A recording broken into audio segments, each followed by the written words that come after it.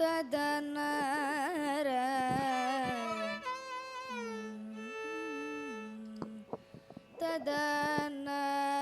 ததனர பச்சை மாமலை போல் மேனி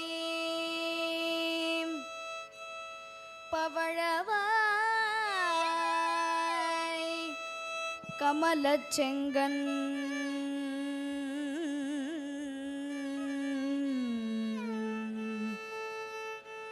கமலச் செங்கன் அச்சுதா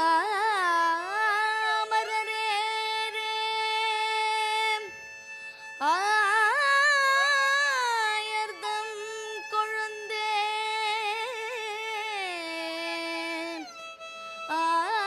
ஆயர்தம் கொழுந்தே என்னும் இச்சுவை தவிர யான் போய் இந்திரலோகமாலும்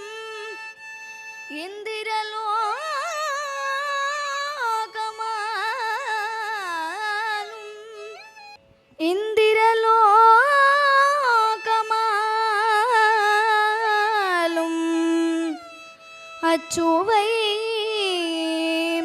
பெரினும் வேண்டேன் அரங்கமா நகருளானே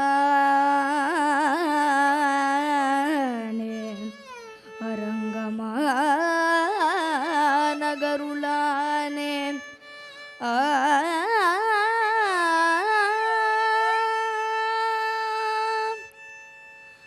ரங்கநாதம் மனிஷம் ரங்கநாதம் மனிஷம் வந்தேகம் ரங்கநாதம் மனிஷம் வந்தேகம் ரங்கநாதம் மனிஷம் வந்தேகம் ஸ்ரீரங்கநாதம் மனிஷம் வந்தேகம் நாரதாதி முனிகண வந்தியமான சோபனி அதி சுந்தர முகாரவிந்தம் ரங்கநாதம் மனிஷம் வந்தேகம் நாரதாதி முனிகண வந்தியமான शोभनीयम् अतिसुन्दरमुखारविन्दं रङ्गनाथं श्रीरङ्गनाथं श्रीरङ्गनाथं हरीशम्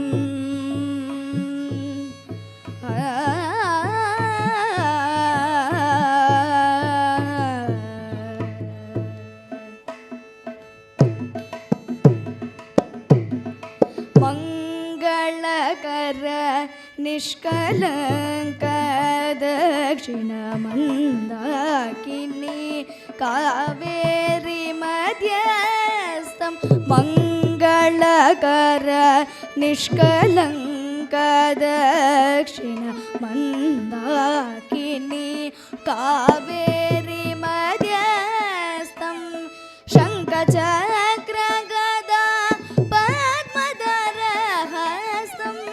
शंखचक्र गदा पद्मधरहस्तं सरसिज विकसितदलवरनेत्रं सरसिज विकसितदलवरनेत्रं जलदकरमरकतवर्णगात्रं सरसिज विकसितदलवरनेत्रं जलदकरमरकतवर्णगात्रं जनन मरण भय शमन पवित्रं जलज संभव चन्नुतचरित्रं श्रीरङ्गनाथं मनीषं वन्देहं नारदादि मुनिगणवन्द्यमान् शोभनीयमति सुन्दरमुखारविन्दं रङ्गनाथं मनीषं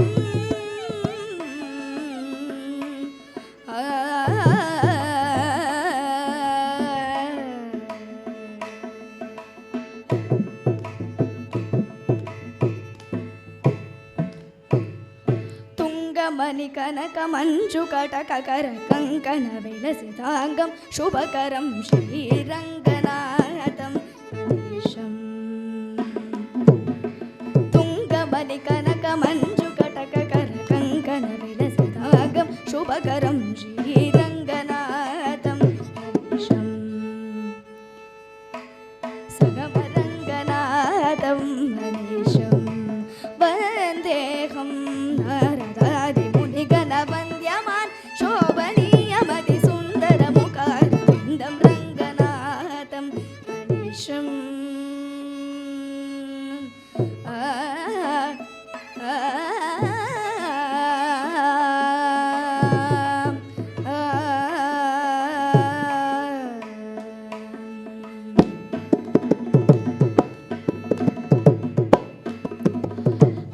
महदहङ्कारमहित पञ्चभूतादिकृत भुवनैक शरणालयं रङ्गनाथं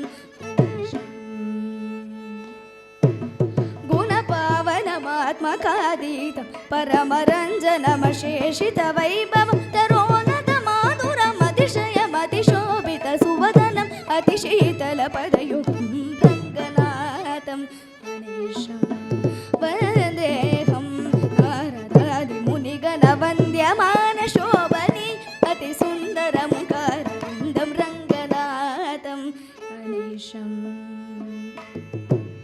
ಭಕ್ತಿ ಸಾರ ಕುಲಶೇಖರ ಯತೀಂದ್ರ ಭಟ್ಟನಾನಭೂತ ಮುನಿವಾಹನ ಭಕ್ತ ಪಾದ ಧೂಳಿ ಮಧುರ ಕವಿಸರ ಪರಕಾಲ ಮಹದಾವಯ ಪ್ರಮುಖೈ ಅವಿರಳ ಸಂಸ್ತೂಯಮಾನಂ ತದ್ರವಿಡ ಕಾನರ ಸೋಲಸ ಕಿಂಚಿತ್ ಉನ್ಮೀಲಿತ ನಯನಂ ಶ್ರೀರಂಗನಾಥಂ ಗಣೇಶಂ ಉನ್ಮೀಲಿತನಯನಂ ಪಾಲಿತ ಭುವನಂ ಕೇಲಿತರಂಗ ಪುರಂದರ ಭವನಂ ಶ್ರೀರಂಗನಾಥಂ ಗಣೇಶಂ ವಂದೇಹಂ ನಾರದಾದಿ ಮುನಿಗಣ ವಂದ್ಯಮಾನ ಶೋಭನಿ ಅತಿ ಸುಂದರ ಮುಖಾರವಿಂದಂ ರಂಗನಾಥಂ ಗಣೇಶಂ ವಂದೇಹಂ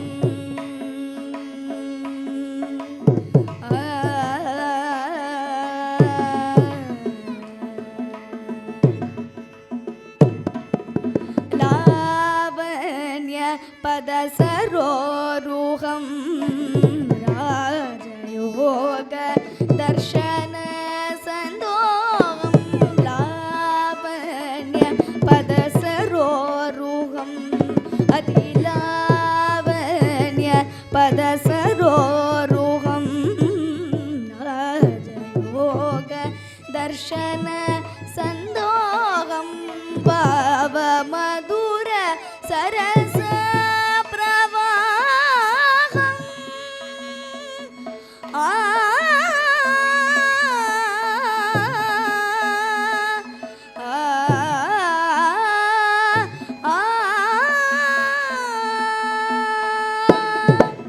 ಭಾವ ಮಧುರ ಸರಸ ಪ್ರವಾಹಂ ಭಕ್ತೋತ್ಸವ ಪರಮಾನಂದ ದೇಹಂ ಸೇವಿತ ನಿಜ ಜನವರ ವಿಘೋಷಣಂ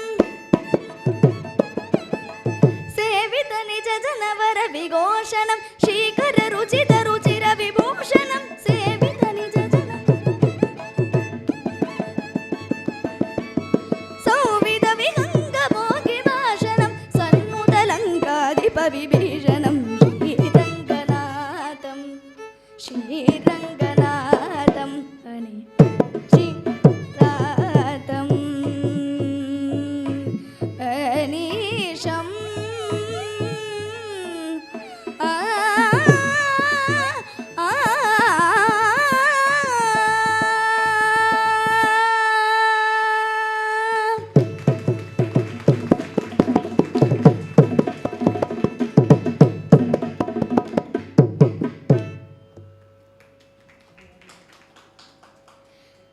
எல்லோருக்கும் நமஸ்காரம். ராதே கிருஷ்ணா. ஷியஃபதியான அந்த பகவானுடைய கிருப்பையாலையும் ஸ்ரீ ஸ்ரீ அண்ணானுடைய கிருப்பையாலையும் அடியனுடைய குரு ஸ்ரீமதி விஷாகா மன்னியருடைய ஆசீர்வாதத்துடன் இன்றைய தினம் இந்த வாலாடி பெருமாள் இந்த லக்ஷ்மி நாராயண பெருமாளுடைய சன்னதியில் ஆழ்வாரும் அரங்கனுமே அனுபவிக்கலாம் அப்படின்னு எடுத்துட்டு இருக்கோம். பெருமாள் அப்படின்னு நம்ம எல்லாரும் சொன்னாலே நமக்கு முதல்ல ஞாபகம் வருது ஆழ்வார்களும் அவர்களுடைய திவ்ய பிரபந்தமும் தான். பெருமாளுக்கு தன்னை பற்றி எல்லாரும் பாடணும், அவருடைய புகழையே எல்லாரும் பாடணும் அப்படின்ற ஆசையை விட ஆழ்வார்களை பற்றி எல்லாரும் பாடணுமே, நம்மளுடைய பக்தர்களை பற்றி எல்லாரும் பாடணுமே அப்படின்ற ஆசை தான் ஜாஸ்தி இருக்குமாம் அவருக்கு. அதுதான் அவருக்கு சந்தோஷமும் கூட. அப்படி ஆழ்வார்கள் பகவானிடம் ஆழ்ந்த பக்தி வச்சுருந்தாராம். ஆழ்ந்த பக்தி வச்சதுனால தான் அவர்களுக்கே ஆழ்வார்கள்னு பெயர். இப்படி மொத்தம் 12 ஆழ்வார்கள் உண்டு. முதல் 3 ஆழ்வார்கள் பொய்கை ஆழ்வார், பூதத்தாழ்வார், பேயாழ்வார். இவர்களை முதல் ஆழ்வார்கள் அப்படின்னு சொல்லுவார். திருமழிசை ஆழ்வார், நம்மாழ்வார், மதுரகவி ஆழ்வார், குலசேகர ஆழ்வார், திருப்பான் ஆழ்வார், திருமங்கையாழ்வார், தொண்டரடிப்பொடி ஆழ்வார், பெரியாழ்வார், ஆண்டாள். இப்படி 12 ஆழ்வார்களும் உண்டு. ஒவ்வொரு ஆழ்வாருமே ஒவ்வொரு விதத்தில் நமக்கு பக்தி பண்ணி பகவானை அடைய சொல்லி கொடுத்துருக்கா. திருமழிசை ஆழ்வார் தன்னுடைய சிஷ்யனிடத்தில் அப்படி ஒரு வாத்சல்யம் வச்சார். கணிக்கண்ணன் அப்படின்ற தன்னுடைய சிஷ்யனிடத்தில் வாத்சல்யம் வச்சதுனாலே பகவான் அவருக்கு கிடைச்சார். குலசேகர ஆழ்வார் ரொம்ப முக்கியமான ஆழ்வார். பெரிய ராஜான்னு பெயர். குலசேகர ஆழ்வார் பெரிய ராஜாவாக இருந்தார். இருந்தாலும் ஸ்ரீரங்கமே நமக்கு கதி அப்படின்னு மனைவி, மக்கள், சொத்து எல்லாத்தையும் விட்டுட்டு ஸ்ரீரங்கமே கதி, ரங்கநாதரே நமக்கு எப்பொழுதும் துணையாக இருப்பார் அப்படின்னு எல்லாத்தையும் விட்டுட்டு ஸ்ரீரங்கத்திலே இருந்தார். படியாய் கிடந்து உன் பவழவாய் காண்ப மாட்டேனா அப்படின்றது போல குலசேகர ஆழ்வார் இருந்தார். அதனால் திருப்பதியில் குலசேகர ஆழ்வார் படினே ஒரு படி உண்டு. அங்கே தான் அவர் எப்பொழுதும் இருப்பார், பெருமாளை பார்த்துட்டு இருப்பார். அதனால் அங்கே ஒரு குலசேகர ஆழ்வார்னு ஒரு படி உண்டு திருப்பதியில். இதுபோல் ஒவ்வொரு ஆழ்வார்களும் தொண்டரடிப்பொடி ஆழ்வார் மாலை கட்டி பகவானுக்கு புஷ்பம் கைக்காரியம் பண்ணிட்டு இருந்தார். தொண்டராக இருக்கணும்னு நினச்சிட்டு இருந்தார் தொண்டரடிப்பொடி ஆழ்வார். ஆனால் அவர் வாழ்க்கையில் ஏதோ ஒரு டைவர்ஷன் வந்து அவர் பாதை மாறி போயிட்டார். பாதை மாறி போனாலும் பகவான் கைவிடுவானா பக்தர்களை? லக்ஷ்மி தேவியினுடைய ஸ்ரீதேவியினுடைய கட்டாட்சத்தினால பகவான் மறுபடியும் தொண்டரடிப்பொடி ஆழ்வார் தனக்கு தொண்டனாக சேர்த்துட்டார். இதுபோல் நிறைய ஆழ்வார்கள் பெருமாளிடம் வெவ்வேறு விதத்தில் பக்தி பண்ணி பகவான் அடைஞ்சிருக்கார்கள். இவர்களுக்கு சம்ஸ்கிருதத்தில் திவ்ய சூரிகள் அப்படின்னு பெயர். இவர்கள் இயற்றின பாசுரங்களுக்கு திவ்ய பிரபந்தம்னு பெயர். இவர்களுக்கு திவ்ய சூரிகள்னு பெயர். இவர்கள் எங்கெங்கெல்லாம் போய் மங்களாசாசனம் பண்ணார்களோ, எந்தெந்த க்ஷேத்திரத்துக்கெல்லாம் போனாலோ அதுக்கு திவ்ய தேசங்கள்னு பெயர். இப்படி எல்லாம் திவ்யம் திவ்யம் திவ்யம் திவ்யம்னே தொடர்றதான். அதுபோல் 108 திவ்ய தேசங்கள் உண்டு மொத்தம். அந்த 108 திவ்ய தேசங்களும் 12 ஆழ்வார்களும் போய் பெருமாளுக்கு மங்களாசாசனம் பண்ணியிருக்கா, பாசுரம் எழுதியிருக்கா. அதனால திவ்ய தேசங்கள் அப்படின்னு பெயர். இன்றைய தினம் இந்த கதையை ஸ்ரீ அண்ணானுடைய வைஷ்ணவ சம்ஹிதா அப்படின்ற கிரந்தம், அதில் எல்லா மகான்களுடைய சரித்திரத்தையும் எழுதியிருக்கார் ஸ்ரீ அண்ணா. அதில் ஆழ்வார்களுடைய சரித்திரத்தை சொல்ல போகிறோம். ஸ்ரீ அண்ணானுடைய கீர்த்தனங்கள், கோதா பிரபந்தம், கீர்த்தனாவளி போன்ற கீர்த்தனங்களையும் ஆழ்வார்களுடைய பாசுரங்களையும் மூலமாக வைத்துக்கொண்டு இன்றைய தினம் இந்த கதையை அனுபவிக்கலாம். முதல் ஆழ்வார்கள் முன்னாடியே சொன்னோம். பொய்கை ஆழ்வார், பூதத்தாழ்வார், பேயாழ்வார். இவர்களுக்கு சம்ஸ்கிருதத்தில் பொய்கை ஆழ்வாருக்கு சரயோகி அப்படின்னு பெயர், பூதத்தாழ்வாருக்கு பூத யோகி அப்படின்னு பெயர், பேயாழ்வாருக்கு பத்மயோகி அப்படின்னு பெயர். இப்படி 3 பேருக்கும் உள்ள சம்ஸ்கிருத பெயர் இது. இவா 3 பேருமே அயோனிஜர்கள். அயோனிஜர்கள்னால் யார் அப்படின்னா, அம்மா வயத்துலேருந்து பிறந்திருக்க மாட்டாளாவா. அம்மா வயத்துலேருந்து பிறக்காம ஏதோ ஒரு பொருள்லேருந்து தோன்றினவா. அதனால் இவர்களுக்கு அயோனிஜர்கள்னு பெயர். பொய்கை ஆழ்வாருக்கு பேரில் இருக்குது பொய்கை. பொய்கை ஆறுலேருந்து தோன்றினார் பொய்கை ஆழ்வார். அதனால் அவருக்கு சரயோகின்னு பெயர். சரனா பொய்கைன்னு அர்த்தம் சம்ஸ்கிருதத்தில். இப்படி பொய்கையிலேருந்து தோன்றினதுனால பொய்கை ஆழ்வார்னு இவருக்கு பெயர். இவர் காஞ்சிபுரத்தில் ஐப்பசி மாதம் திருவோண நட்சத்திரத்தில் அவதாரம் பண்ணுறார். இவர் பெருமாளினுடைய பாஞ்சஜன்யம்ன்ற சங்கனுடைய அவதாரம். எல்லா ஆழ்வார்களுமே பெருமாளினுடைய ஒரு அங்கம்தான். அடுத்ததாக பூத யோகி பூதத்தாழ்வார் கடல் மல்லை அப்படின்னு சொல்லக்கூடிய மகாபலிபுரத்தில் அவதாரம் பண்ணுறார். ஐப்பசி மாதம் அவிட்ட நட்சத்திரம் இவர். பகவானுடைய கௌமோதக்கி அப்படின்னு சொல்லக்கூடிய கதையினுடைய அம்சம் இவர். இவர் ஒரு பூவிலேருந்து தோன்றினார், ஒரு புஷ்பத்திலேருந்து தோன்றினார். அடுத்து பத்மயோகி பேயாழ்வார் ஐப்பசி மாதம் சதய நட்சத்திரம் இவர். மயிலாப்பூரில் இருக்கிற ஒரு மலர்லேருந்து தோன்றினவர் இவர். பெருமாளினுடைய நந்தகம் அப்படின்னு சொல்லக்கூடிய வாள் ஸ்வாடனுடைய அம்சம் இவர். இது போல் 3 ஆழ்வார்களுமே அடுத்தடுத்த நட்சத்திரம் திருவோணம் அவிட்டம் சதயம் அடுத்தடுத்த நட்சத்திரத்தில் அவதாரம் பண்ணுறா. இவா 3 பேருமே ஒன்றா மீட் பண்ணிக்கிறதுக்கு ஒரு சுச்சுவேஷன் வருது. திருக்கோவிலூர்னு சொல்கிறக்கூடிய ஒரு திவ்ய தேசம், 108 திவ்ய தேசங்களில் ஒன்று. அந்த திருக்கோவிலூர் பெருமாளை பார்க்கலாம், திருவிக்கிரம பெருமாளை பார்க்கலாம் அப்படின்னு நினச்சிட்டு முதல்ல ஒரு ஆழ்வார் வரார். அந்த ஆழ்வார் பார்த்தா ஒரே இடி மின்னல் அடிக்கிறது, மழை பெய்யறது. அதனால் கோவில் கதவெல்லாம் பூட்டியாச்சு, கதவெல்லாம் சாத்தியாச்சு. அதனால் பெருமாளை பார்க்க முடியல. அவருக்கு ரொம்ப வருத்தமாக போயிடுத்து. பெருமாளை பார்க்க மாட்டோமா, எப்போ பார்ப்போம் அப்படின்னு ஏக்கத்தோடையே ஏக்கத்தோடையே இருந்தார். அவர் இடையரேழி அப்படின்ற ஒரு இடத்துல வெயிட் பண்ணுறார். இடையரேழி அப்படின்றது ஒரு நேரோ பேசேஜ் மாதிரி, ஒரு ஒரு ஒரு இடத்துக்கும் இன்னொரு இடத்துக்கும் நடுவில் ஒரு கனெக்ட் பண்ணுற டனல் மாதிரி இருக்குன்னு சொல்லலாமே. அந்த இடையரேழி எப்படி இருக்கா, அதோட சைஸை ரொம்ப அழகாக வர்ணிச்சிருக்கா. ஒருவர் படுக்கலாம், இருவர் இருக்கலாம், மூவர் நிற்கலாம்.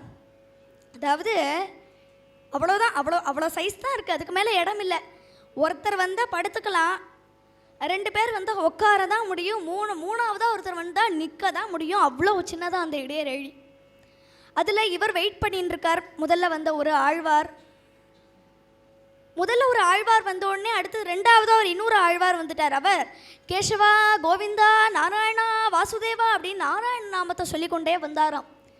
அதுலேருந்தே நம்ம தெரிஞ்சுன்றலாம், ஓஹோ இவர் நம்ம கேட்டகரி தான் அப்படின்னு. ஏன்னா இவன் அயோக்கியன் அவன் அயோக்கியன்னு வம்பு பேசிகிட்டே வந்தால் அது சரி வராது. அவர்களை ஆழ்வார்கள்னு நம்ம சொல்ல முடியாது.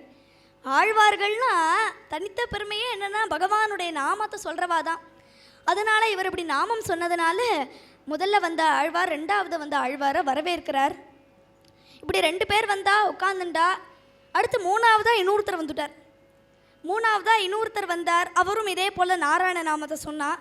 அதனால் இப்படி 3 பேரும் அந்த இடையரேழியில் வெயிட் பண்ணின்னு நின்றுருக்கா. 3 பேர் தான் நிற்க முடியும், இதுக்கு மேலே ஒருத்தர் கூட அங்கே உள்ளே வர முடியாது. ஆனால் 4வதாக ஒருத்தர் புஷ்டி துஷ்டியாக குண்டா அங்கேருந்து வந்தார். குண்டா வரார். 4வது போக இடமும் இல்லை. அப்படியே நான் வரட்டுமானும் கேட்கல, அடியே நகர்றேலானும் கேட்கல, நாராயண நாமமும் சொல்ல. அப்படியே அவர் பாட்டுக்கு அப்படியே பிடிச்சி நெருக்கிறார். எல்லாரையும் போட்டு அப்படியே அழுத்துறார். உடனே எல்லாரும் கேட்க ஆரம்பிச்சிட்டா, ஐயோ யாரையா நீர் இப்படி பிடிச்சி நெருக்கிறீரே, யார் நீர்? இங்கே 3வதாக எல்லாரும் 3 பேர் நின்றுருக்கோம், 4வதாக வரத்துக்கு இடமே இல்லை, ஏன் இப்படி பிடிச்சி நெருக்கிறேன் அப்படின்னு கேட்ட உடனே அவர் சொல்கிறார், தீபத்தை ஏற்றிப்பார், நான் யாருன்னு உனக்கு தெரியும் அப்படின்னு சொல்கிறார். இந்த தீபத்தை ஏற்றிப்பார்ன்ற குரலே ரொம்ப கம்பீரமாக இருந்துதான். அதனால் ஆழ்வார்கள் நினச்சா சாதாரண தீபத்தை ஏற்றக்கூடாது, பிரம்மாண்டமான ஒரு தீபத்தை ஏற்றணும் அப்படின்னு பொய்கை ஆழ்வார் முதல்ல ஒரு தீபத்தை ஏற்றுறார். வையம் தகலியா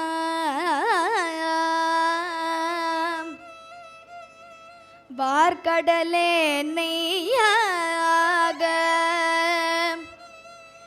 வெய்ய கதிரோ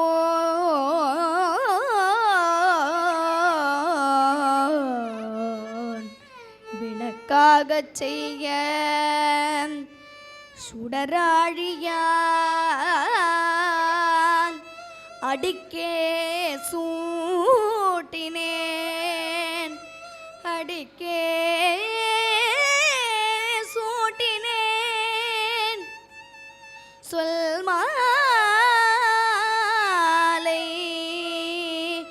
சொல் மாலை இடராழி நீங்குகுவேன்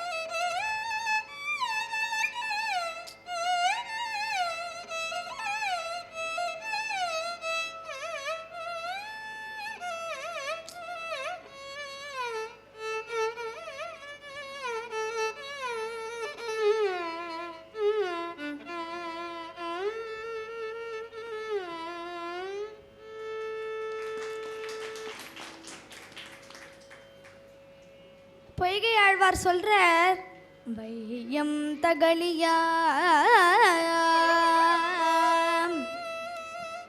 வையம், வையம்னா வையகம்னு அர்த்தம். வையகம்னா என்னது? உலகம்னு அர்த்தம். இந்த உலகத்தே ஒரு அகலா போட்டா, இந்த லோகத்தையே ஒரு அகலா போட்டா அதுக்கு ஏற்ற நெய் வேணுமே. எது நெய் அப்படின்னா, வார்கடலே நெய்யாக. வார்கடல் 7 கடல்களையும் நெய்யா விடுறாராம். 7 ஓஷன்ஸையும் நெய்யா விடுறார். இந்த லோகத்துக்கு ஏற்ற நெய் வேணும்னா அவ்வளோ நெய் தேவை இல்லையா? அப்படி இந்த லோகத்தையே அகலா போட்டு 7 கடல்களையும் நெய்யா விட்டா அதுக்கு ஏற்ற ஒளி என்னது? வெய்ய கதிரோன் விளக்காக செய்ய. கதிரோன், கதிரவனையே அதாவது சூரியனையே ஒளியா வச்சா அது பார்க்க எப்படி இருக்கும்? வையத்தையே அகலா போட்டு வார்கடலையே நெய்யா விட்டா சூரியனே ஒளியா தெரிஞ்சா அது எவ்வளோ பிரம்மாண்டமாக பிரகாசமாக இருக்கும் அப்படின்னு இவர் நினச்சிக்கிறார். தெரியவே இல்லையா, வந்தவர் யாருன்னே தெரியல. ஏன்னா பொய்கை ஆழ்வாரோ வெளியில் தீபத்தை ஏற்றி வெளியில் பார்க்க முயற்சிக்கிறார். அடுத்தது பூதத்தாழ்வார் உள்ள விளக்கு ஏற்றி உள்ளே பார்க்க முயற்சிக்கிறாராம். சொல்கிறார், அன்பே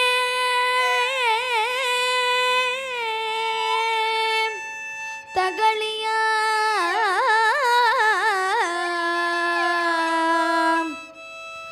ஆர்வமே நெய்யாக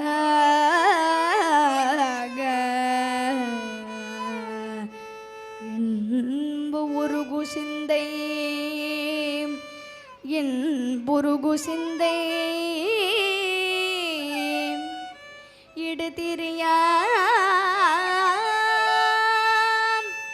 நன்பு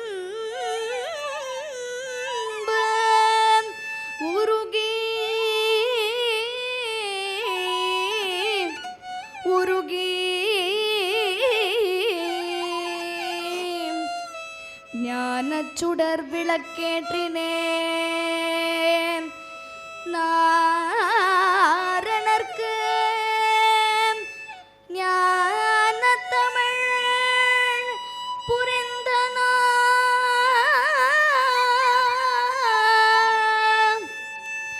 நாரணர்க்கு ஞான தமிழ் புரிந்தனா.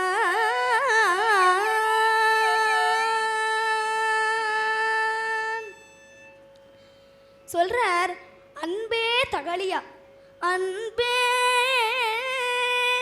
தகழியா. அன்பு, அந்த அன்பையே ஒரு அகலா போடுறார். அதுக்கு ஏத்தனை ஆர்வமே நெய்யாக. ஆர்வம் பொதுவாக நெய்னா அப்படி லிக்விடாக இருக்கணும் இல்லையா, திரவமாக இருக்கணும் இல்லையா?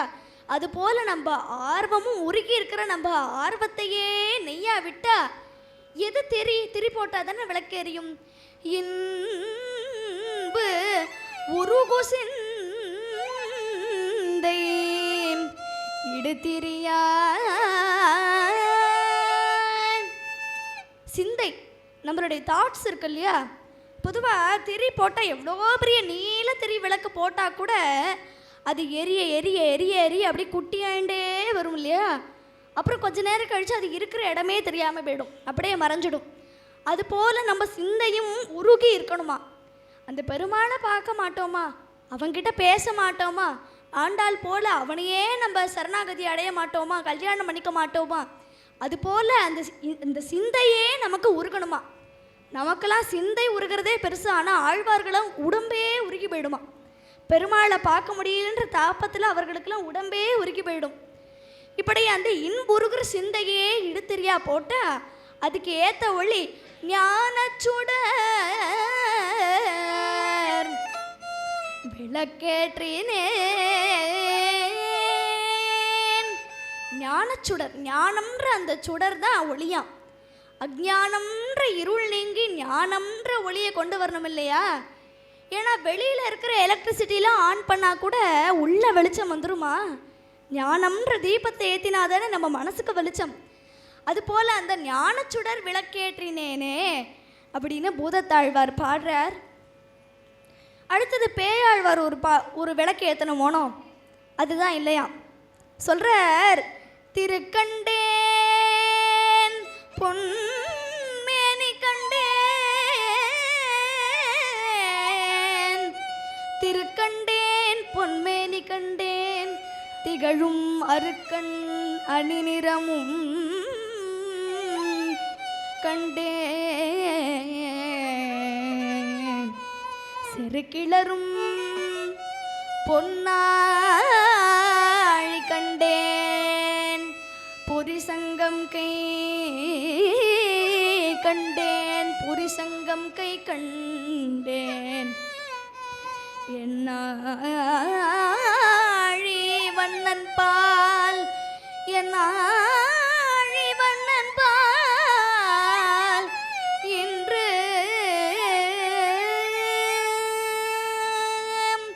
திருக்கண்டேன் பொன்மேனி கண்டேன். திருநா யாரு? பெருமாள் தான் இல்லையா. பெருமாளை கண்டுட்டேனே, அந்த பொன்மேனியை பார்த்துட்டேனே, அந்த அழகான கைகளை பார்த்துட்டேனே, அந்த திருவடிகளை பார்த்துட்டேனே. இப்படி இந்த ஓங்கி உலகளந்த அந்த உத்தமனுடைய பேரை எல்லாரும் பாடலாம். ஓங்கி உலகளந்த உத்தமன் பேர் பாடி, ஓங்கி உலகளந்த உத்தமன் பேர் பாடி, நாங்கள் நம் பாதைக்கு சாற்றி நீராடினான் தீங்கின்றே நாடெல்லாம், தீங்கின்றே நாடெல்லாம் திங்கள் மும்மறி பெய்த ஓங்கு பெரும் சென்னல் ஊடு கயலுகல, ஓங்கு பெரும் சென்னல் ஊடு கயலுகல, கேசவநாம கீர்த்தனமே கலி கல்மஷரம் சுபதமிகைவ,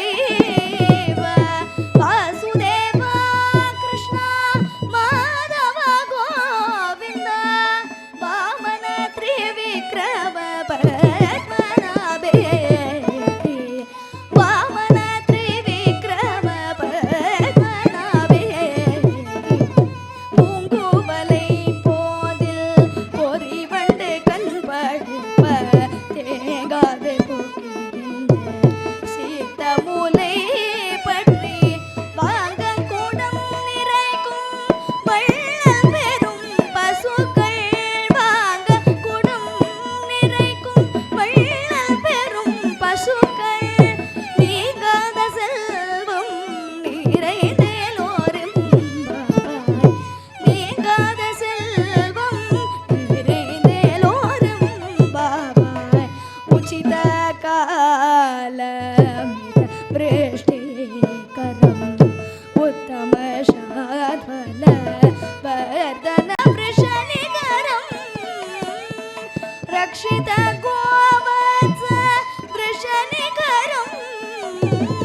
ரச்சித கோபி ஜன பிரேம விகாரம், ரச்சித கோபி ஜன பிரேம விகாரம், கேசவநாம கீர்த்தனமேவ, ஓங்கி உலகளந்த உத்தமன் பேர் பாடி,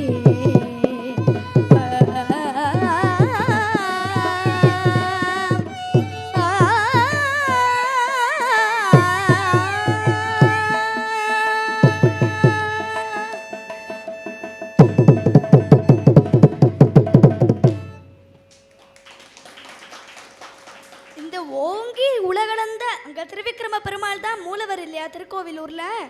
அப்பேற்பட்ட அந்த உலகளந்த பெருமாளுடைய பேரை எல்லாரும் பாடணும். நம்ம நடுவில் சம்ஸ்கிருதத்தில் ஒரு பாட்டு பாடினோம் இல்லையா, அது ஸ்ரீ அண்ணானுடைய கோதா பிரபந்தம். ஸ்ரீ அண்ணா திருப்பாவைக்கு ஏற்ப ஆண்டாள் எழுதின அந்த 30 பாசுரங்களுக்கும் மேட்சாக இருக்கக்கூடிய சம்ஸ்கிருத டிரான்ஸ்லேஷனில் 30 பாடல்களாக நமக்கு கொடுத்துருக்காரு ஸ்ரீ அண்ணா. அதில் ஓங்கி உலகளந்த அந்த திருப்பாவைக்கு ஏற்ற பாடல் தான் இது. கேசவநாம கீர்த்தனமேவ. என்ன தமிழில் இருக்கோ அதை அப்படியே சம்ஸ்கிருதத்தில் சொல்லியிருக்கார். ஆண்டாளோ ஓங்கி உலகளந்த உத்தமன் பேர் பாடி, அந்த உத்தமனுடைய பேரை பாடணும் அப்படின்னு சொல்லியிருக்கா. அதை தான் சிஷ்ய அண்ணா கேசவநாம கீர்த்தனமேவ, கேசவனுடைய நாமத்தை கீர்த்தனம் பண்ணணும் அப்படின்னு சொல்றார்.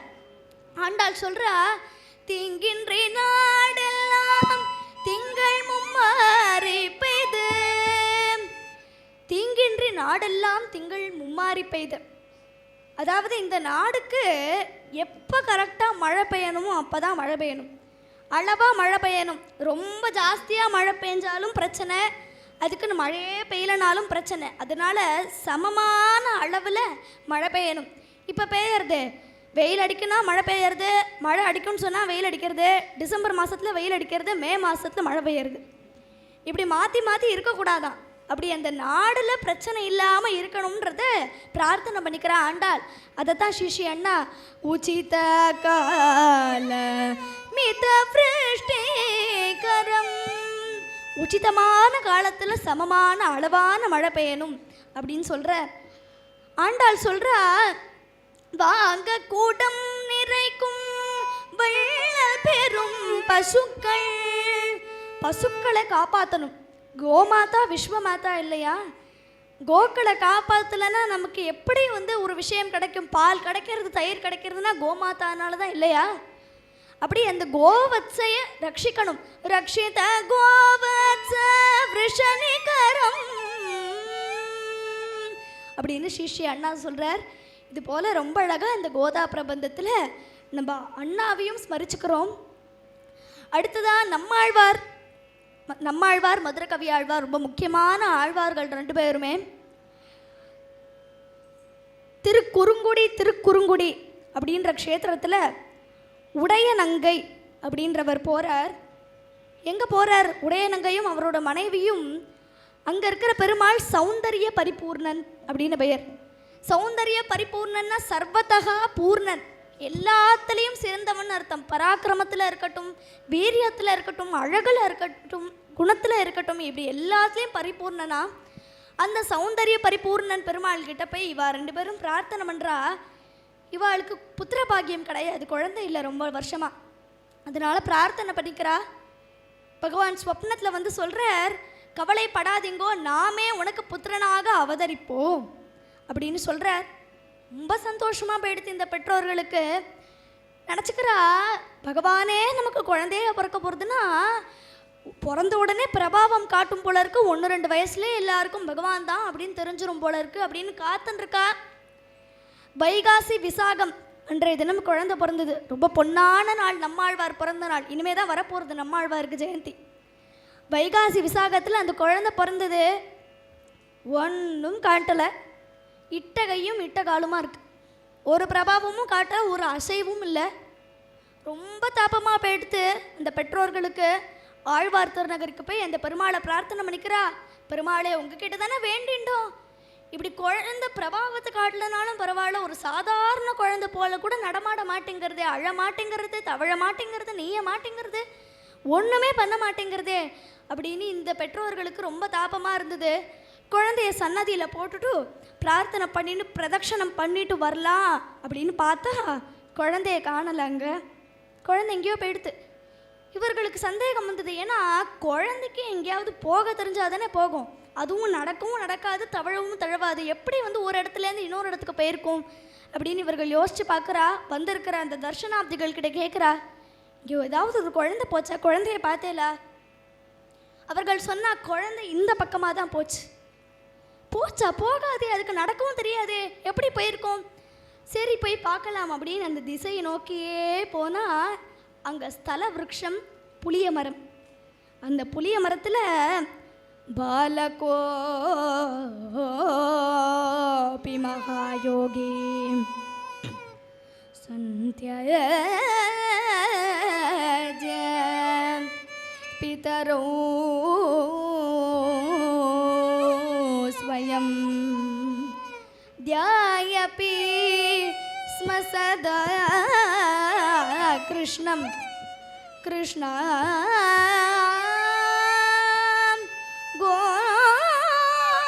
கோவிந்த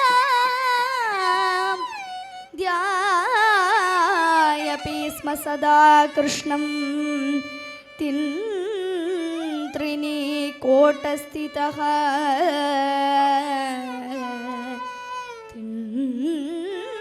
தின்த்ரிணி கோட்டஸ்திதः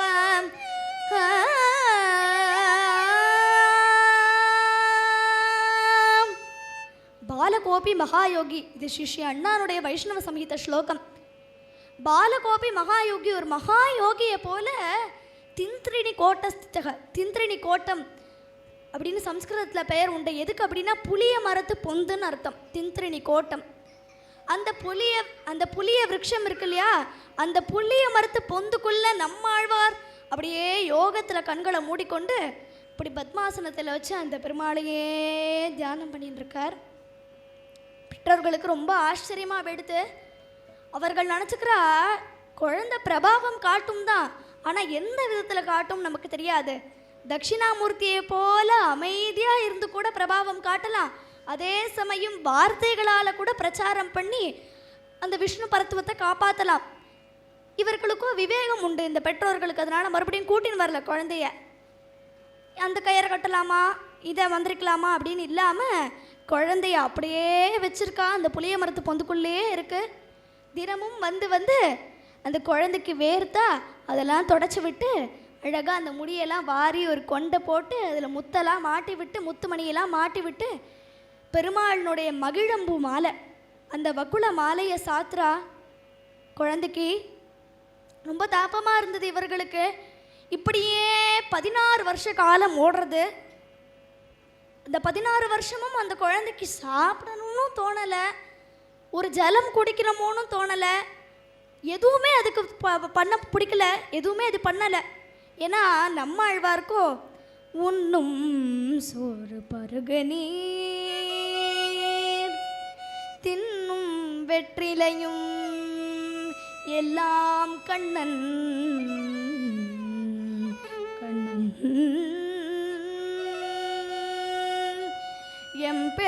எம்பெருமான் எம்பெருமான் என்று என்றே கண்கள் நீர் மல்கி மண்ணினுள் அவன் சீர்வளம் மிக்கவன் ஊர் வினை வித்தின்னம் என் இளமான் புகும் ஊர் திருக்கோளூர்.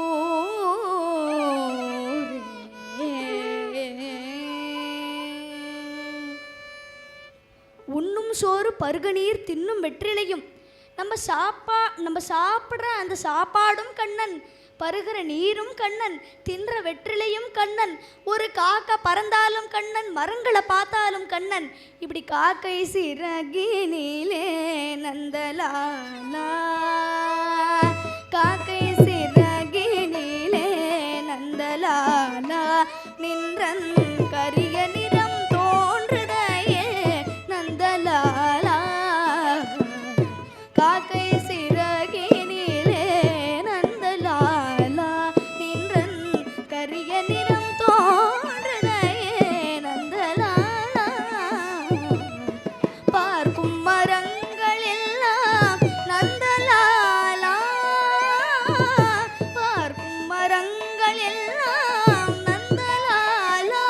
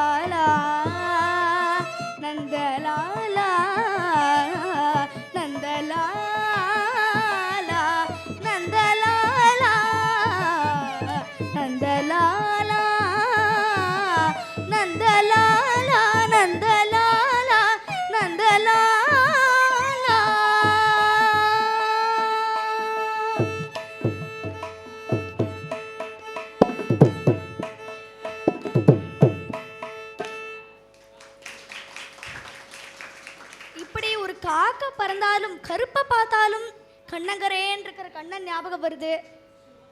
பச்சையாக இருக்கிற அந்த மரங்களை பார்த்தாலும் பச்சைமா மலை போல் மேனியான அந்த பெருமாள் ஞாபகம் வருது. ஒலியை கேட்டாலும் கண்ணன், தீக்குள்ள விரலை வைத்தாலும் கண்ணன். அப்படி இருக்காராம். அப்படி எதுவுமே தெரியாமல் 16 வருஷ காலம் ஓடுறது. இது ஒரு பக்கம் இருக்கு. மதுரை கவி ஆழ்வார் அப்படின்ற ஒரு ஆழ்வார் கிருஷ்ணாவதார காலத்துக்கு முன்னாடியே பிறந்துட்டாராம். அப்போது ஆழ்வார்களுடைய காலம்லாம் மோர் தென் 5000 இயர்ஸ் பேக். அப்போ முன்னாடியே பிறந்துட்டார். கிருஷ்ணாவதாரம் நடக்கிறதுக்கு முன்னாடியே பிறந்துட்டார். ஏன்னா இவர்கள்லாம் யோகிகள், சித்து வேலை பண்ணக்கூடியவர்கள்.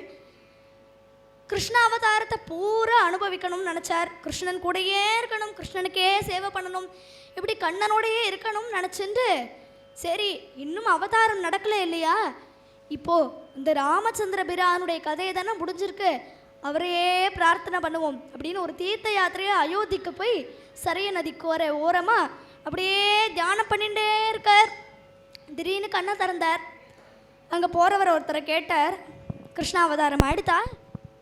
இவர் எந்த அர்த்தத்தில் கேட்குறார் அப்படின்னா, கிருஷ்ணன் பிறந்தாச்சா அப்படி கேட்குறார். ஆனால் பதில் சொல்கிறவர் சொல்கிறார், கிருஷ்ணாவதாரமே ஆயிடுத்து. அப்படின்னா என்ன அர்த்தம்? கிருஷ்ணாவதாரெலாம் முடிச்சிடுத்து, கம்சனை வதம் பண்ணி பகவான் வைகுண்டாரோகணம் பண்ணியாச்சுன்னு அர்த்தம். இப்படி கேட்ட உடனே மதுரை கவி ஆழ்வார் ஓன்னு அழ ஆரம்பிச்சுட்டார். அந்த கண்ணன் கூடையே இருக்கணும்னு நினச்சோமே, அந்த பன்னகஷாயே பார்க்கணும்னு நினச்சிட்டு இருந்தோமே, இப்படி ஆயிடுத்து. ஆனால் பகவான் எப்பொழுதும் பக்தர்களை கைவிட மாட்டார். என்னக மனசு குராணி பன்னகஷாயே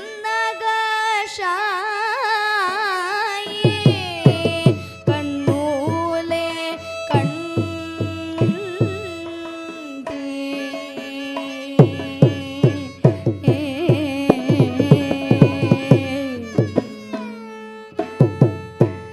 சரசி ஜமல்லே துளசி விருபஜி பாரிஜாத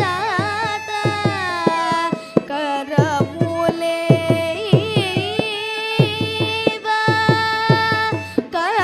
கபூரமூலே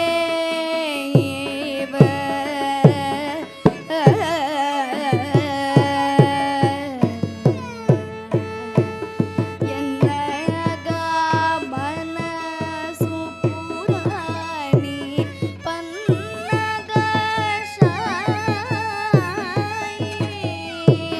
கண்ணூலே கண்டி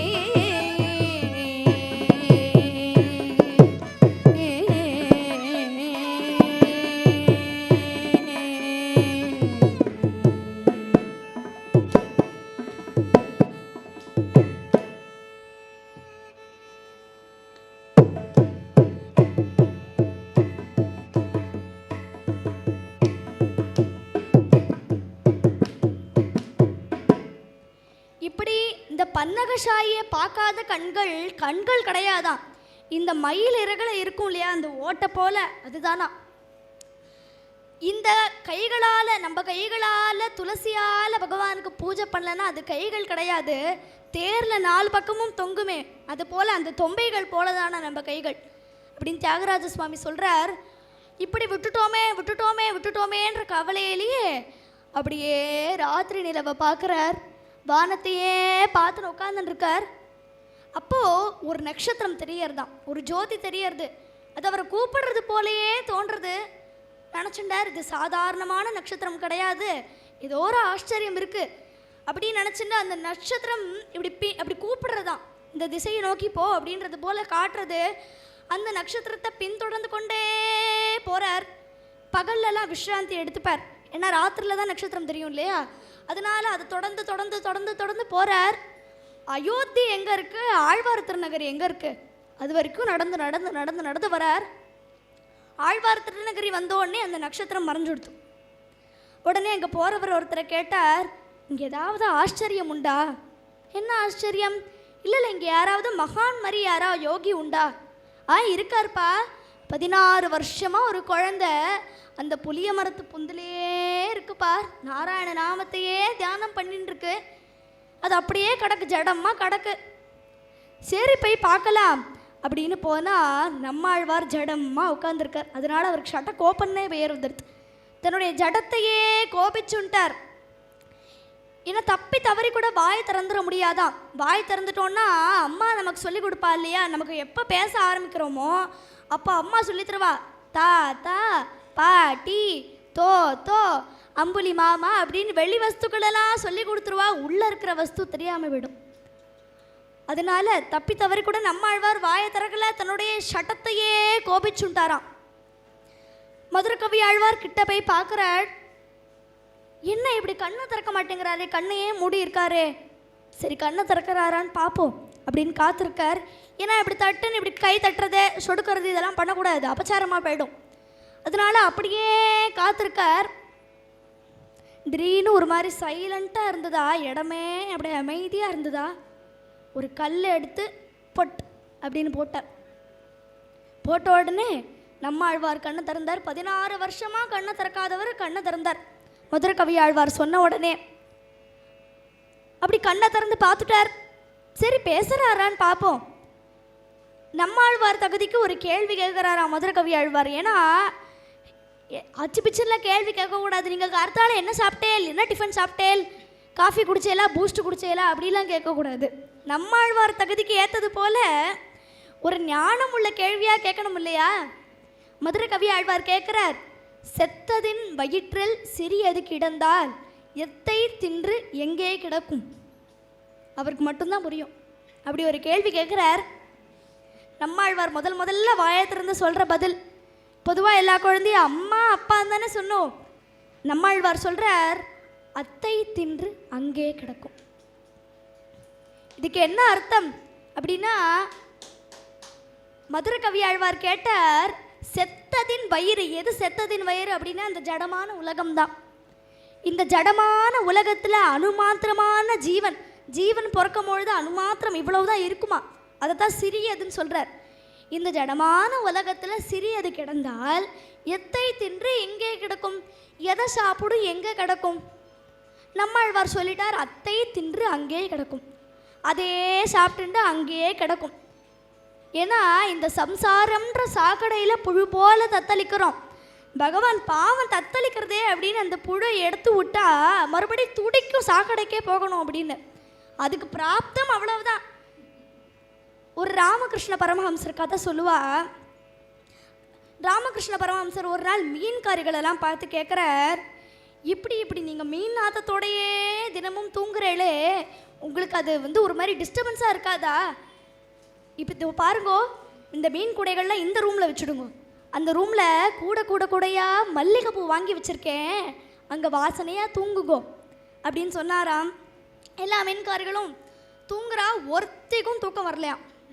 அடுத்த நாள் கருத்தால் பரமஹம்சர் கேட்குறார், நன்ன வாசனையாக தூங்கினேலா? சொல்கிறா மீன்காரிகள்லாம் சொல்கிறா,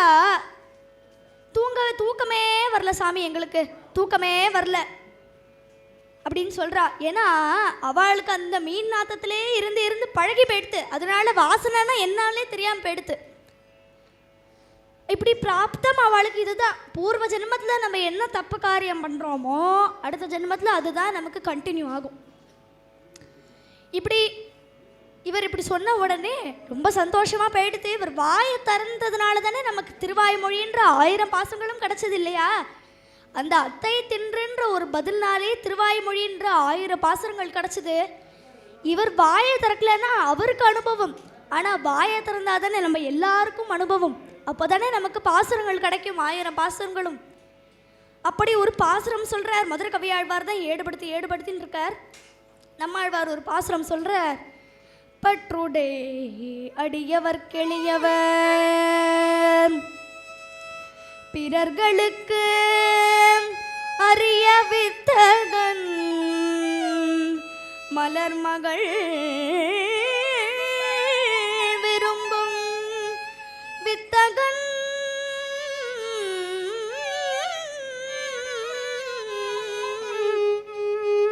நமரும் பெறலடிகள் மத்தரு கடை வெண்ணை கடவினில் உரளினோடு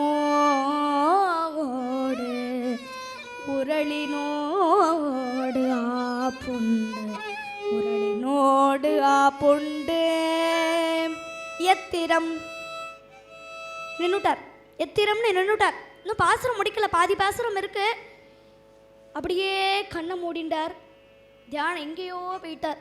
கண்ணில் தார தாரையா கண்ணீர் வருது. மதுரை கவி ஆழ்வார் கேட்குறார். மதுரை கவி ஆழ்வார் பார்த்தார், ஏன் இப்படி அழறார், ஏன் இப்படி கண்ணீர் வருது? ஏன்னா நம்ம ஆழ்வார் அந்த சுச்சுவேஷனை யோசிச்சு பார்க்குறார், அந்த சமயத்தை யோசிச்சு பார்க்குறார். என்னன்னா, இப்போ தாமோதர லீலையை தானே சொல்லிட்டு இருந்தார். மத்தரு கடை வெண்ணெய் உரளினோடு இணைந்திருந்து உரளினோடு ஆப்புண்டு எத்திரம் அப்படின்னு நின்னுட்டார். கண்ணன் பசிக்கிறதான் கண்ணனுக்கு. அதனால யசோத அம்மா கிட்ட போய், அம்மா பசிக்கிறதுமா, பாலுமா அப்படின்னு ஆசையாக கேட்குறா. யசோத அப்படி கண்ணத்தோட கண்ணம்மா ஒட்டின்ட்டு அந்த பால் அப்படி மடியில் கிருஷ்ணனை போட்டுட்டே பால் ஊட்டின்னு இருக்கும் பொழுது அடுப்பில் வச்சுட்டு இருக்கிற பால் பொங்குறதே. அதனால கண்ணனை டப்புன்னு கீழே போட்டுட்டு அப்படியே அங்கே ஓடி போயிட்டாலாம் அந்த பாலை அணைக்கிறதுக்காக. கிருஷ்ணனுக்கு ரொம்ப கோபம் வந்தது. எப்படி என்னை அப்படி விட்டுட்டு போக முடியும் அப்படின்னு தன்னுடைய லீலையை ஆரம்பித்தானா. பானையெல்லாம் உடைச்சான், மற்ற முறிச்சான், கயிறை அறுத்தான், கடிச்சான். அப்படியே பால் தயிர் எல்லாம் கீழே விழ வெண்ணெயை மட்டும் நல்லா ஜாகிரதையாக எடுத்துட்டான். வெண்ணெயை எடுத்துட்டு தயிர் துவஞ்ச பாதங்களோடையே அப்படியே போய் ஓரமாக ஒரு இடத்துல போய் அந்த வெண்ணெயை சாப்பிட்டுன்னு இருக்கான் திருட்டுத்தனமா. யசோதை வந்து பார்த்தா என்ன தெரியல, வெண்ணெய் உடஞ்சி கிடக்கு அப்படின்னு அந்த தயிர் துவஞ்ச பாதத்தையே ஃபாலோ பண்ணி போனால் கிருஷ்ணன் அங்கே இருக்கான். எப்படா நீ இப்படி பண்ணுவ அப்படின்னு யசோதை கேட்குறா. கிருஷ்ணனோட யசோதவோட கண்ணனோட யசோதவோட இப்படி மாற்றி மாற்றி இப்படி பிடிச்சுன்னு இருக்காளாம். யசோதைக்கு முடியவே இல்லையா. அவளுக்கு அப்படியே பெருமூச்சு விட அப்படியே இந்த வேர்வையெல்லாம் வர புஷ்பங்கள்லாம் உதிர அப்படியே டயர்டாயிட்டாளாம்.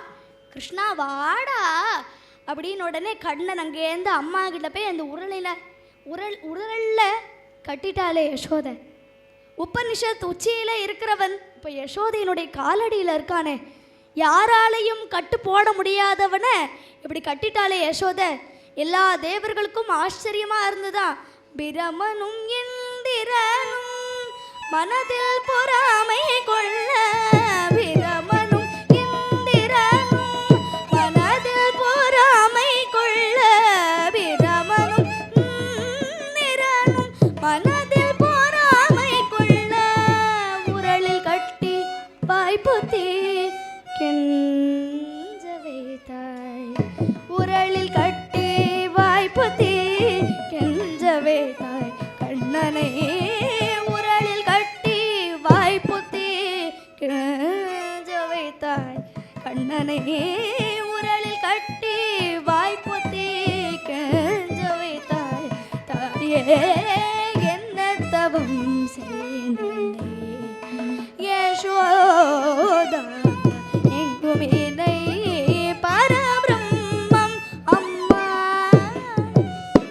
எங்கும் இணை பரபிரம்மம் அம்மா என்றழைக்க என்ன தவம் செய்தனே யசோதா.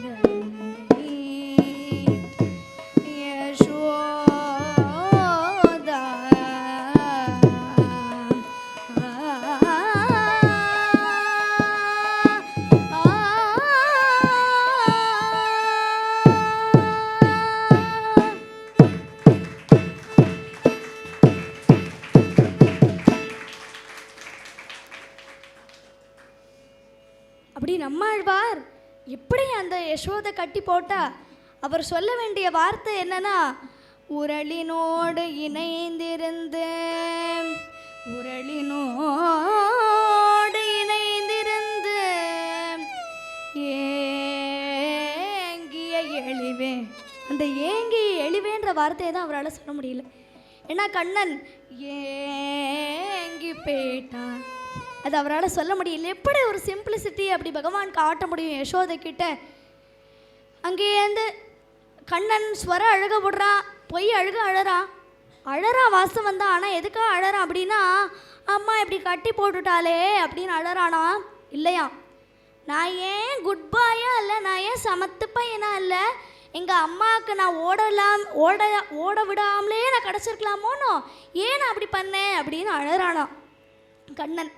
இது போல் ரொம்ப அழகாக ஒவ்வொரு பாசங்களையும் மதுரை கவி ஆழ்வார் ஏடுபடுத்திகிட்டே வரார். 6 மாதம் கழித்து தான் இந்த ஏங்கி எழிவேன்ற வார்த்தையை சொன்னாரா நம்மாழ்வார். அவ்வளோ சிந்தனை பண்ணியிருக்கார். மதுரை கவி ஆழ்வாரும் என்ன சொல்ல மாட்டேங்கிறாரு அப்படின்னு அங்கேருந்து போகலையாம். 6 மாத காலம் அவர் வெயிட் பண்ணி அந்த ஏங்கி எழிவேன்ற வார்த்தையை எழுதியிருக்கார். ஏன்னா ஆழ்வார்களுடைய தமிழுக்கு ஈடாகுமா? அந்த தமிழ் வேற யாரால் கொடுக்க முடியும்? அதனால அந்த ஏங்கி எழிவேன்ற வார்த்தையை எழுதுகிறார். இப்படி நம்மாழ்வாருடைய காலத்துக்கு பிறகு மதுரை கவி ஆழ்வார் தமிழ் சங்கத்தில், மதுரையில் தமிழ் சங்கத்தில் இந்த காவியத்தை கொடுக்குறார். தமிழ் சங்கத்தில் ஏற்றுக்கல, இதெல்லாம் ஒரு காவியமா, இதெல்லாம் ஒரு பாசுரம், இவரை நாங்கள் ஆழ்வார்னு ஏற்றுக்கணுமா அப்படின்னு எல்லாரும் நிந்தனை பண்ணா. அப்போ 2 இருந்தது, அனல்வாதம் புனல்வாதம்னு 2 இருந்தது. அனல்வாதம் அப்படின்னா அந்த காவியத்தை தீயில போட்டால் கூட அது பொசுங்காமல் கடைச்சி கொடுத்துனா அது வந்து கரெக்டான காவியம், அதை ஏற்றுக்கலாம். அதே போல் ஆறில் போட்டு ஒரு தண்ணீரில் போட்டு அது மறுபடியும் நமக்கு கிடச்சிதுன்னா அது கரெக்டான காவியம். இப்படி அந்த அனல்வாதம் புனல்வாதம் பண்ணால் அப்படியே மறுபடியும் திரும்பி கிடச்சி கொடுத்து பொக்கிஷம் போல். புனல்வாதம் வைகை ஆறில் போடுறாளாம், மதுரை இல்லையா, வைகை ஆற்றில் போட்டு மறுபடியும் அது கிடச்சி கொடுத்து. அந்த ஓலைச்சுவடியில் என்ன எழுதியிருக்கா, கண்ணன் கடலினை நன்னும் மனமுடையீர் என்னும் திருநாமம் தின்னம் நாரணவே அப்படின்னு அதில் இருக்கான். இது அப்படியே மறுபடியும் கிடச்சுடுத்தோம். இது போல் நம்ம ஆழ்வார் நிறைய திருவாய்மொழி நிறைய பாசங்களை நமக்கு கொட்டி கொடுத்துருக்கார். கடைசியாக பெரிய ஆழ்வார் ஆண்டாள் கல்யாணத்தோட இன்றைய தினம் முடிக்கிறோம். ஸ்ரீவல்லிபுத்தூர் அப்படின்னு சொல்லக்கூடிய தன்விபுரத்தில் பெரிய ஆழ்வார் அப்படின்னு ஒரு ஆழ்வார் இருக்கார். அவர் புஷ்பங்கைங்கரியம் பண்ணிட்டு இருந்தார். பெரிய தோட்டமாக போட்டு அங்கே இருக்கிற புஷ்பங்களெல்லாம் பறித்து ஒரு மாலையாக கட்டி வடபத்திர சாயிக்கு சமர்ப்பிக்கிறாராம். இப்போது பகவான் விஷ்ணு சித்தர்களுடைய கனவுல வந்து சொல்கிறார், நீந்தாப்பா இந்த விஷ்ணு பரத்துவத்தையே நிலைநாட்டணும். பெரியாழ்வார் சொன்னார், எனக்கு வாயில் ஒரு வார்த்தை கூட வராது, நான் எப்படி போய் இது வந்து நான் இந்த மாதிரி பிரச்சாரம் பண்ண முடியும்? பகவான் சொன்னார், நானே உன் வாயில் இருந்து பேசுவோம் அப்படின்னு சொல்கிறார். வல்லபதேவ பாண்டியராஜா அவருடைய சபையில் இருக்கிற எல்லா ஸ்காலர்ஸையும் சேர்த்து விஷ்ணு பரத்துவத்தை நிலைநாட்டுறார். அவர் அப்படி யானையில் வர, ரங்கராஜனும் பெருமாளும் அப்படி யானையில் வர இப்படி ஒருத்தருக்கு ஒருத்தர் மீட் பண்ணிக்கிறாளாம். பெரிய ஆழ்வார் அப்பேற்பட்டு அந்த பெருமாளுக்கு கண்ணு பற்றக்கூடாதே அப்படின்றதுனால பல்லாண்டு பாடுறாராம். பல்லாண்டு பல்லாண்டு பல்லாயிரத்தாள் பல கோடி 100,000 பல்லாண்டத்தின் தோள் மணிவனா உன் சேவடி செவ்வித்திருக்காபே. பல்லாண்டு பல்லாண்டு பல்லாயிரத்தாள் பல கோடி 100,000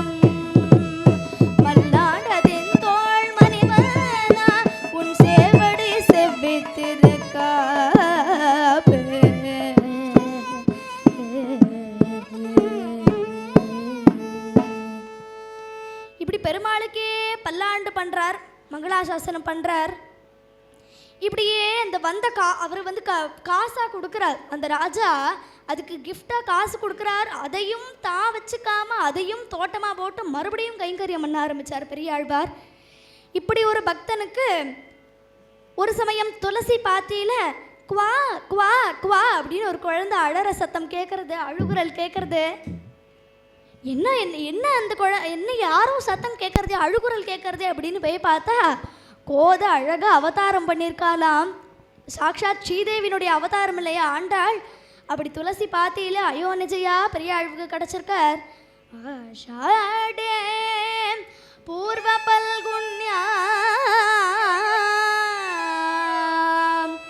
சுக்ரவாரே சுபங்கரே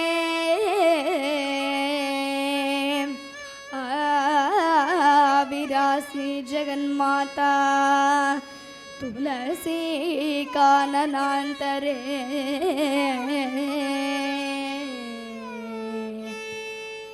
आषाढे पूर्व पल्गुण्याम ஆடி மாதம் பூர நட்சத்திரத்தில் அவதாரம் பண்ணுறா கோதை. அப்படியே வெள்ளிக்கிழமையாம் அன்றைய தினம் அந்த துளசி பாத்தியிலே கிடைக்கிறா. சாக்ஷாத் மகாலட்சுமியினுடைய அவதாரம் இல்லையா ஆண்டாள். இப்படி கோதை கோதை அப்படின்னு பெயர் சூட்டுறார் பெரியாழ்வார். நாளொரு மேனியும் பொழுது ஒரு வண்ணமாக அந்த குழந்தை வளருது. கிருஷ்ணனுடைய கதைகளை சொல்லி சொல்லியே பெரியாழ்வார் வளர்க்குறாராம். வயத்துக்கு சாப்பாடு போடாமல் தன்னுடைய புத்திக்கும் சேர்த்து சாப்பாடு போட்டாராம் பெரியாழ்வார் ஆண்டாளுக்கு. இப்படி பெருமாளுடைய கதைகள் கண்ணனுடைய கதைகள்லாம் சொல்கிறா. ஆண்டாளும் ஆசையா கிருஷ்ணன் அப்படி பண்ணானாப்பா இப்படி பண்ணானாப்பா. ஏன்னா ஆண்டாளுக்கு பெரியாழ்வாரே குரு, அப்பாவே குரு, குருவே அப்பா அவளுக்கு. இப்படி ஒரு சமயம் அந்த பெருமாளையே கல்யாணம் பண்ணிக்கணும்னு ஆசை வந்துடுது. பத்துக்கள்லாம் சொன்னால் பெருமாளை கல்யாணம் பண்ணிக்க போகிறதான் என்னமோ பித்துக்குழி மாதிரி பேசின்னு இருக்குது அப்படின்னு எல்லாரும் நிந்தனை பண்ணால் அப்பையும் கேட்காம பந்துக்களுடைய இதெல்லாம் பேச்செல்லாம் கேட்காம தூது விடுறாள. மேகத்தை தூது விடுறா, குயிலை தூது விடுறா, கிளியை தூது விடுறா. அப்படி எல்லாத்தையும் தூது விட்டும் ஒன்றும் ஆகலைன்னு தெரிஞ்செடுத்து பெரியாழ்வார்கிட்ட போய் சொன்னா, அப்பா என்னப்பா பண்ணுறது, எப்படிப்பா பெருமாள் எனக்கு கிடைப்பார்? பெரியாழ்வார் சொன்னார், நீ 30 நாளும் பாவை நோன்பு இருப்பா. 30 நாளும் நீ பாவை நோன்பு இருந்தீன்னா பெருமாள் கண்டிப்பாக உனக்கு கிடைப்பார் அப்படின்னு சொல்கிறார். ஆண்டாளும் தன்னுடைய தோழிகளெல்லாம் கூப்பிட்டு 30 நாளும் நோன்பு ஏற்றி 30 திருப்பாவையும் நமக்கு பொக்கிஷம் போல கொடுத்துருக்கா. பாகவதத்தினுடைய சாரம் இல்லையா திருப்பாவை. மர்கழி திங்கள் மதி நிறைந்த நாள நீராட போதுவே மீனோ நேரிழையீர் சீர்மல்குமாய் பாடி செல்வ சிறுமீர்கான் கூர்வேல் கொடுந்தோழிலன் நந்த கோபன் குமரன் ஏராந்த கண்ணீர் யசோத இளம் சிங்கம் கார்மேனி மதியம் போல் முகத்தார் நாராயணனே நமக்கே பறை தருவான் பாரோர் புகழ கடிந்தோரும் பாவர் கழித்திங்கள்.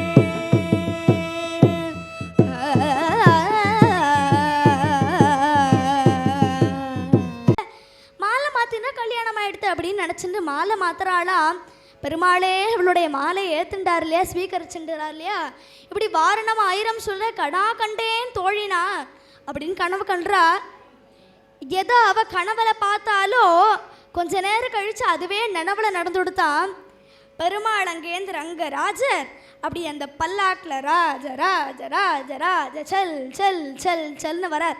ராஜ ராஜ ராஜ ராஜ ராஜசேகரா ரங்கராஜ தேவராஜ சுந்தரா ராஜ ராஜ ராஜ ராஜ ராஜசேகரா ரங்கராஜ தேவராஜ ராஜ சுந்தரா ராஜ ராஜ ராஜ ராஜ ராஜ ராஜ ராஜ ராஜ ராஜ ராஜ ராஜசேகரா ரங்கராஜ தேவராஜ சுந்தரா ரங்கராஜ தேவராஜ சுந்தரா ரங்கராஜ தேவராஜ சுந்தரா.